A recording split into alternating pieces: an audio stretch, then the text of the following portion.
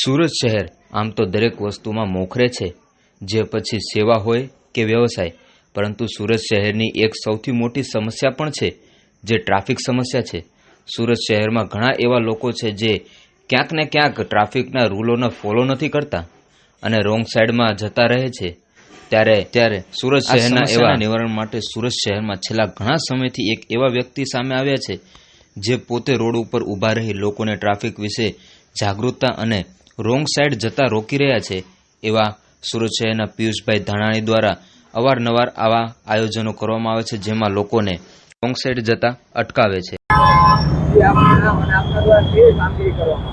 સુરતથી પિયુષ ધાનાણી વાત કરું છું અને છેલ્લા 22 વર્ષથી આ શહેરમાં છું અને છેલ્લા 2 વર્ષથી લોકો રોંગ સાઈડમાં ન જાય એના માટે જાગૃતિનું એક અવેરનેસનું કામ કરું છું ને લોકોને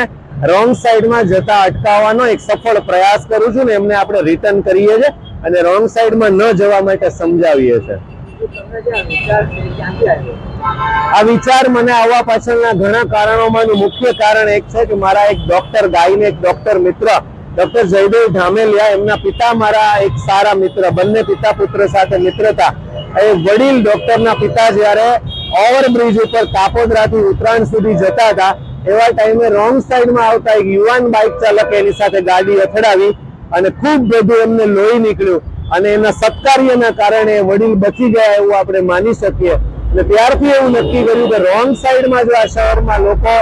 ઓવરબ્રિજ ઉપર જતા હોય તો પછી એમને અટકાવવાના પ્રયાસો થવા જ જોઈએ। આ બહુ નક્કી વાત લાગી અને મને એવું સમજાયું, ત્યારથી મેં આ કામ શરૂ કર્યું। તમારી કામગીરી કઈ રીતની હોય?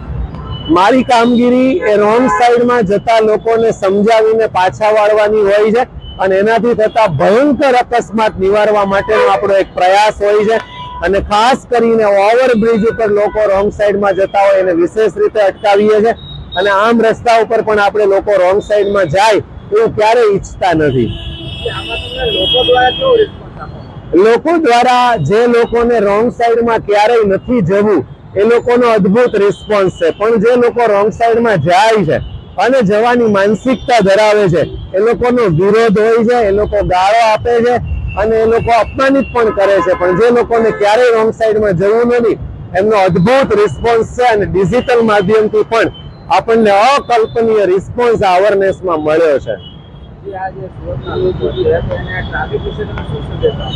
સુરતના લોકોને ટ્રાફિક વિશે મારે એટલો જ મેસેજ આપવો છે કે આ શહેરની સ્થાપના થઈ એને વર્ષો થયા, 21મી સદીનો યુગ છે, આ ટેકનોલોજીનો યુગ છે